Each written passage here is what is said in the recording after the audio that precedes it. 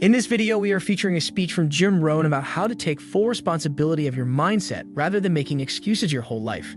This video was meant to motivate and inspire. It taught me one of Jim Rohn's most iconic lessons. If you will change, everything will change for you. Instead of blaming our circumstances on outside events, it is important that we take a long look at what is going on inside of us. This video helped me get through the toughest of times, and we hope it helps you. And now, here is Jim Rohn. When I met him, I was 25 years old, and when I first got acquainted with him, I used a lot of excuses as to why I wasn't doing well. And he said, well, tell me a little bit about your story. And I told him, I was behind on my bills, had pennies in my pocket and nothing in the bank, that I was embarrassed about being behind on my big mouth promises to my family. And then he gave me one little simple phrase that really forever changed my life. And here's what he said. Mr. Rohn, if you want the future to change for you, you've got to change. And he said, if you don't change, the next 6 years of your life is going to be just like the last 6. You'll still be behind on your bills. You'll still be behind on your promises. But then he gave it to me in the form of a promise. When I was 25 years old, I've remembered it all these years, and I've shared this promise now with probably over 3 million people in the last 30 plus years. And it's going to be valid for you, so listen carefully to this promise. My teacher said to me, young man, if you will change, everything will change for you. If you will get better, everything will get better for you. What a clear message that was for me.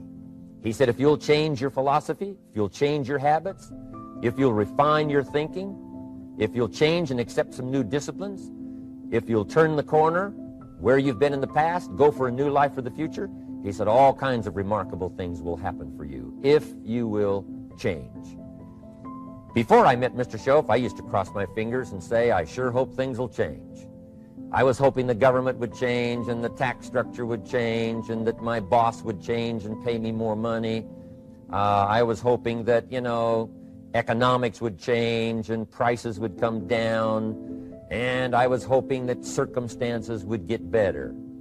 And then I discovered from my teacher that those things are going to continue the same. In fact, all of those things that happen to us is kind of like the wind that blows. And the wind blows on us all. In fact, in America especially, the last 6,500 years of recorded history, we've got probably the most favorable wind that's ever blown. Economics and circumstances, living in a free country, democracy and freedom, an excellent economy. Sure, we struggle at times, but compared to the rest of the world in the last 6,500 years, we've got the best wind ever. But if you just let the wind blow, I'm telling you, it won't take you where you want to go.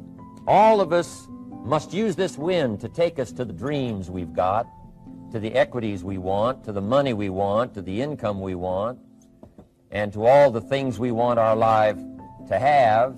This is where we want to go, and we've got a good wind, but we must not leave our future just to the wind, just to the economy, just to the structure of the way things are happening today. Here's what we must learn to do, and that is set a good sail.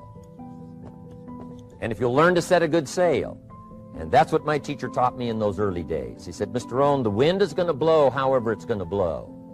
Politics are going to be politics, and the economy is going to be the economy.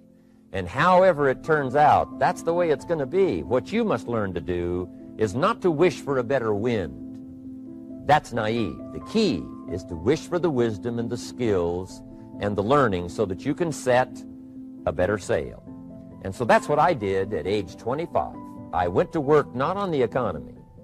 I went to work not on the community. I didn't go to work to try to change the government. I didn't go to work to try to change my boss or the company. I didn't go to work to try to change circumstances. I went to work to try to change myself. Now, there's a Bible story that teaches the law of averages. It's an interesting story called the parable of the sower. The sower in the ancient days was the guy that planted the crops. They called him the sower. They got the ground ready, and this guy called the sower was the planter of the crops. And he would take a bag of seed, walk across the field, and he would, sow the seed and plant the crops. They called him the sower.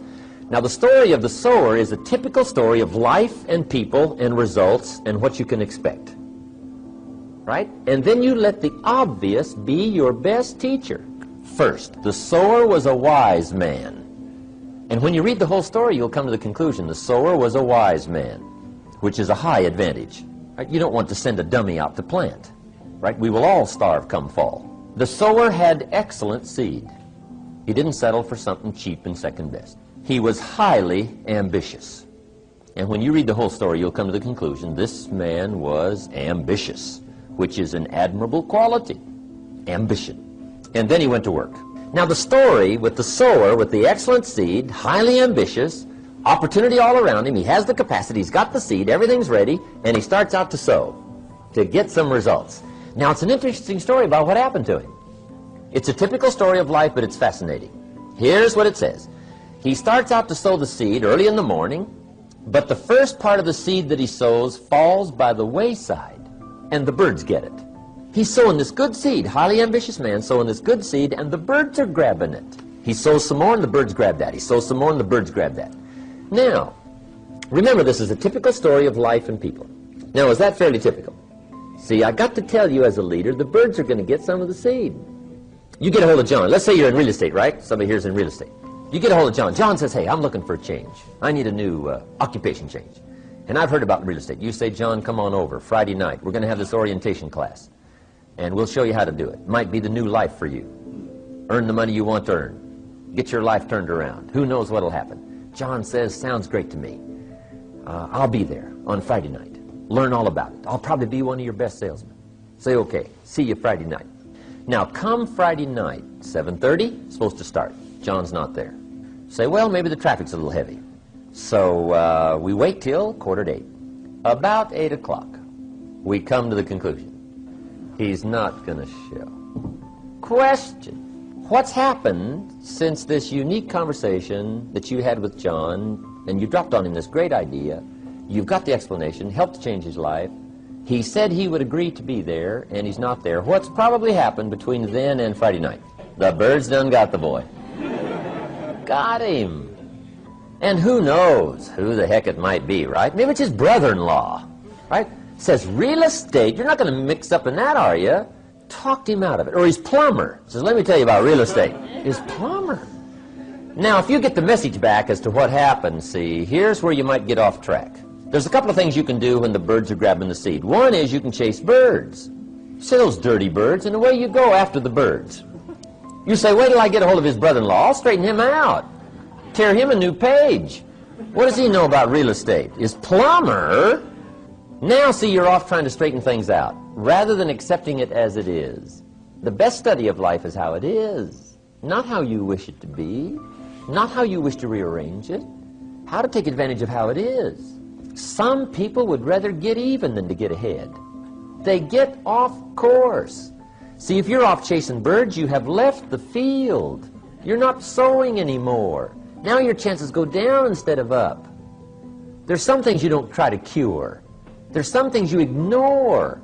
Here's what it said this wise sower did. It said he ignored the birds, and he kept on sowing. How clever.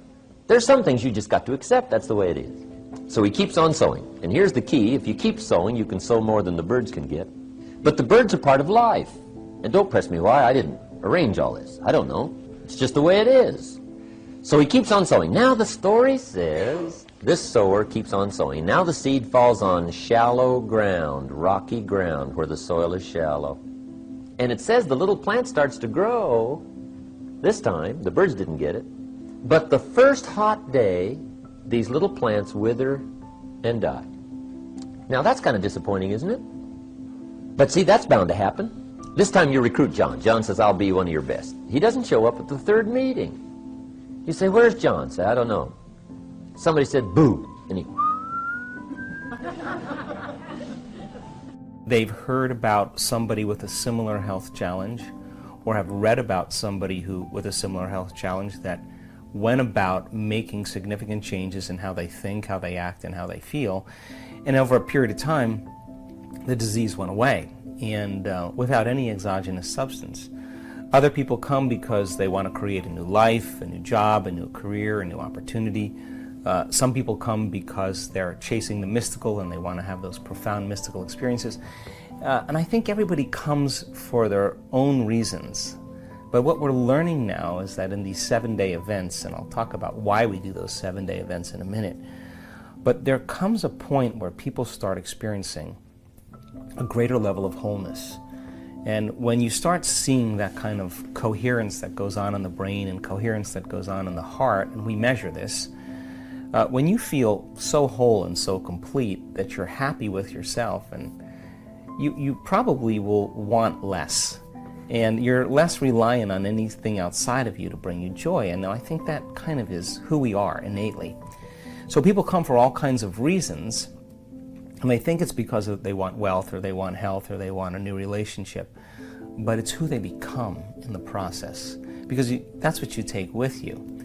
And so we were doing these 4.5-day advanced events, and what I noticed is right around the last day or so, people were having significant transformations. And I started realizing, God, if we had just 3 more days with them, what could we accomplish? So we started doing these 7-day events. And the events are an opportunity for people to retreat from their lives, to remove the constant stimulation in their external environment that reminds them of who they think they are as a personality. To separate themselves from the people they know and the places they go and the things that they do at the exact same time every day in that routine program. Long enough for me to remind them of what they already know, that they are the creator of their life. And so if you can combine a little neuroscience with a little quantum physics, with a little neuroendocrinology, with a little psychoneuroimmunology, a little bit of epigenetics, all of those new sciences really point the finger to what's possible. So people that come to the week-longs are people that are experienced in doing this work. We want them to be practicing at home because I'm going to stretch them outside of their comfort zone. And the first day is always the big day, because when you come, people have to get beyond themselves. And after looking at 8,500 brain scans, I now know without a doubt that you and I are at our absolute best when we get beyond ourselves. And there's a formula in helping people to do that. Now, when you forget about yourself, you're moving into a very creative process. You're not thinking about what you look like, you're not thinking about what you eat, you're not thinking about your past or all your problems or your pain, you're not thinking about your name. In fact, you dissociate from everything that's known for you, and that's the creative process, stepping into the unknown. So the first day, I challenge people to get beyond themselves, and so they'll learn, I'll remind them of some of the basics, and then we're going into a meditative process for different parts of the day, and they're working on taking their attention off their body, off the people in their life. Now think about this. The stronger the emotion that you feel to some problem or some condition in your life or some person in your life, the more you pay attention to that person or problem. And if where you place your attention is where you place your energy, in fact, you're giving your power away to a lot of the problems in your life because that's where your attention is. If you're in a routine of waking up every morning and running through the same behaviors as you did the day before, if you wake up in the morning and you have to think about your problems to feel the emotions that are connected to those memories of those problems are old circuits in your brain, and every problem has an emotion associated with it. If thoughts are the language of the brain and feelings are the language of the body, and how you think and how you feel is your state of being, most people's entire state of being is in the past. So then once they're living in the familiar past, we can know by fact that they're going to be in a predictable future. So then how do you get a person then to lower the volume to those emotions so that they can begin to take their attention off the problems in their life, and it's their attention and anticipation of how they expect it to show up that keeps their observation from a quantum model, the reality being the same.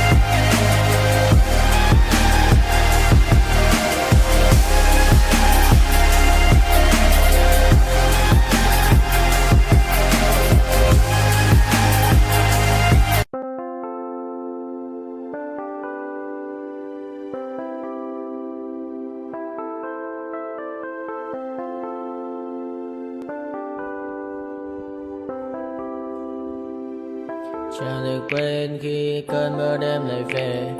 Em nơi quên lời thề và ta như đông chìm sâu. Không còn mơ em anh nhận màu. Em chỉ cần mơ đâu bye bye. Chỉ còn là những cơn mưa vô giá. Cho bên mơ em không mơ anh. Anh một đêm mơ chỉ cần bên em không được còn nhớ. Và chỉ có em không còn nhớ.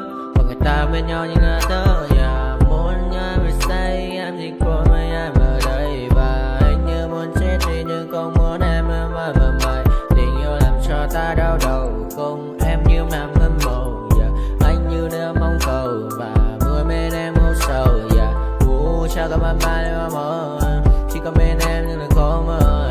Mà đang dài em một bên ai. Anh không mong gì hơn. Chỉ mong em sẽ ở đây ôm anh thật gần. Anh chỉ mong đôi ta được có nhau. Mà đừng em đâu anh có em. Một đêm bên anh có em. Ta sẽ trao nhau môi hôn thật sâu. Ôm anh.